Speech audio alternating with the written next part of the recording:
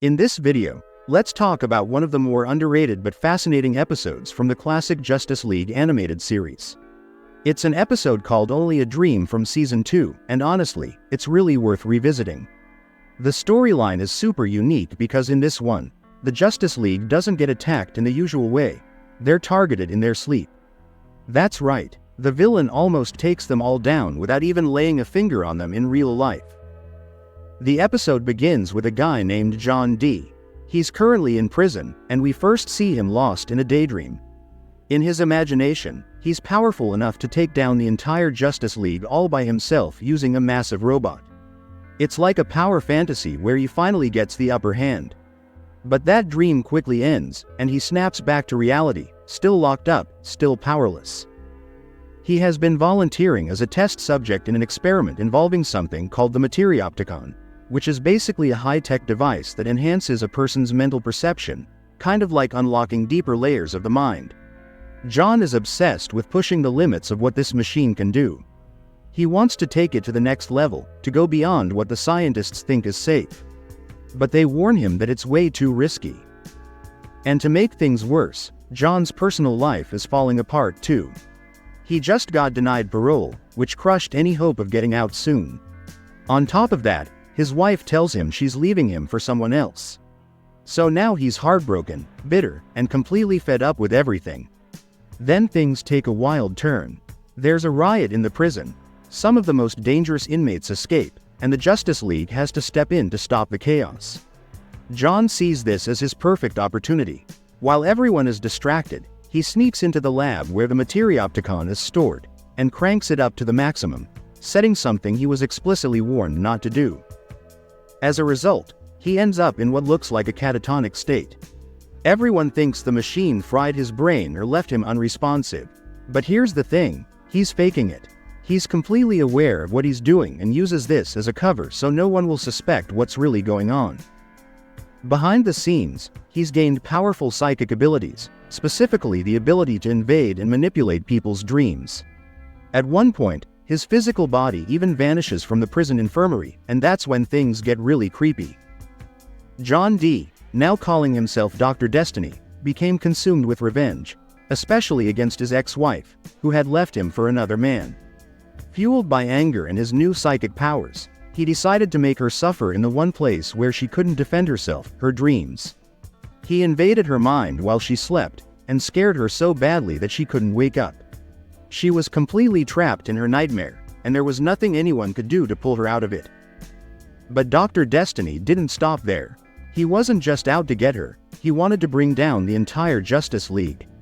And of course, sooner or later, even superheroes have to sleep. One by one, they all began to fall victim to his dream attacks. Flash, Hawkgirl, Green Lantern, and even Superman eventually drifted off to sleep, not knowing the danger that awaited them. Each of them ended up stuck in their own personal nightmare, carefully crafted by Dr. Destiny to exploit their deepest fears. First was Flash. In his dream, he's moving at such an extreme speed that the entire world around him appears frozen in place. It's like time has stopped for everyone else, and he's completely alone. The loneliness is crushing, and it starts to mess with his mind. For a guy who's always cracking jokes and thrives on connection with others, this isolation is a nightmare come true. Next up was Superman. In his dream, his powers have become way too strong for him to handle. Worst of all, he ends up unintentionally hurting and even killing the people he cares about most. The guilt and helplessness eat away at him, turning his greatest gift into a terrifying curse. Then there's Green Lantern John Stewart. His dream traps him in a world where his connection to the Power Ring, his main source of strength, has completely cut him off from the people he loves. They speak a language he can't understand, and no matter how hard he tries, he can't communicate with them or make them understand him either. He's isolated, not just physically but emotionally and mentally. On top of that, the energy from the ring starts consuming him from the inside out, like it's feeding on him and slowly destroying him. And then there's Hawkgirl. Her nightmare is terrifying in a very different way. She finds herself buried alive. Her wings are bound, her body is trapped in a small coffin, and she's stuck underground with no way out. She starts to panic, experiencing extreme claustrophobia, and the fear completely takes over. At this point in the episode, things are getting really intense. The only two members of the Justice League who were still awake were J'onn J'onzz and Batman. Everyone else, Superman, Hawkgirl, Flash, and Green Lantern had already fallen asleep and were trapped in terrifying nightmares created by Dr. Destiny. J'onn knew that if he didn't act soon, his teammates could actually die in their sleep. So he decided to take a huge risk and enter their dreams himself to try and pull them out before it was too late. While J'onn was handling things on the mental battlefield, Batman took a different approach. He decided to track down John Dee in the real world. He figured that someone like Dee, who had just gained all this power, probably wouldn't hide in a random place. So Batman began searching for Dee's hideout, following that logic. But there was one major problem. Batman had to stay awake, because the moment he fell asleep, he'd be at the mercy of Dr. Destiny too. And here's where it gets even more impressive. Batman revealed that he had already gone 3 days without sleep at this point. His body was exhausted, and he was clearly struggling just to stay conscious, but this is Batman we're talking about. He pushed through the fatigue using sheer willpower, refusing to rest until the job was done. Meanwhile, inside the dream world, J'onn was working hard to save his friends. One by one, he helped each League member break free from the twisted nightmares Dr. Destiny had trapped them in.